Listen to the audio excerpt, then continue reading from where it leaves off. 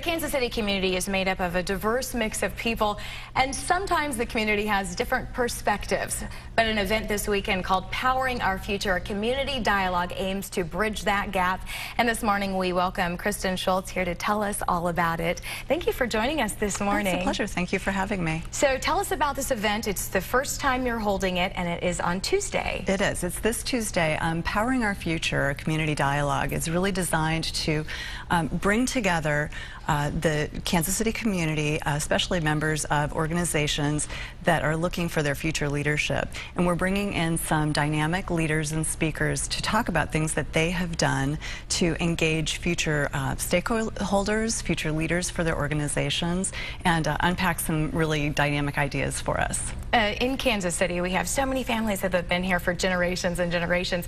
So we have a lot of those leaders who are heading up organizations now that are kind of transitioning out of those roles. And so this is an opportunity for the next generation of leaders to step forward. That's exactly right. There are real challenges sometimes in determining whether or not the incoming leadership is focused on stewardship of an existing organization or program, or if they're bringing their own ideas and their own vision.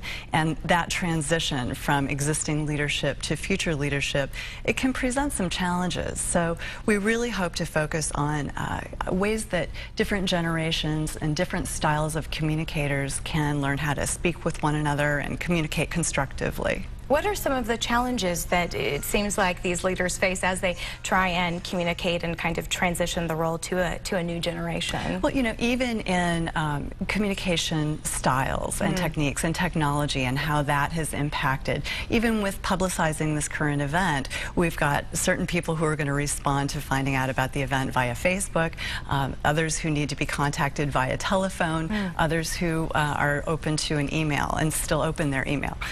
So we're aware that there are different styles, different personalities, and different ways of engaging with nonprofit organizations, and we need to find ways to address those. And we hope to do that with these speakers who are coming in. And tell us a little bit about some of the speakers. Right. So from our own Kansas City community, we have Eric Rosen, who has done such a dynamic job of leading the Kansas City Repertory Theater and taking it in a new direction while preserving his patrons who already had supported the institution, and then attracting future stakeholders as well. So we're very impressed with that and very thrilled that Eric will be speaking with us.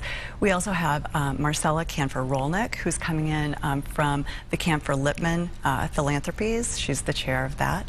And we have Sandy Cardin, who's coming in from the Schusterman Foundation out of Tulsa. And finally, Joss Thalheimer, who's with the Andrea and Charles Bronfman Philanthropies. And he really specializes in that generation gap and comes from an organization that focuses on ages 21 to 64 and how to recognize and respect their differences. Wow, sounds like a fantastic lineup. I think it's going to be really exciting. Well, thank you so much for joining us. The event is at the Todd Bolender Center for Dance and Creativity. Tuesday, April 17th, the entire community is invited, but you will need to call a little bit in advance by the 15th, I believe, if you would like a reservation to attend.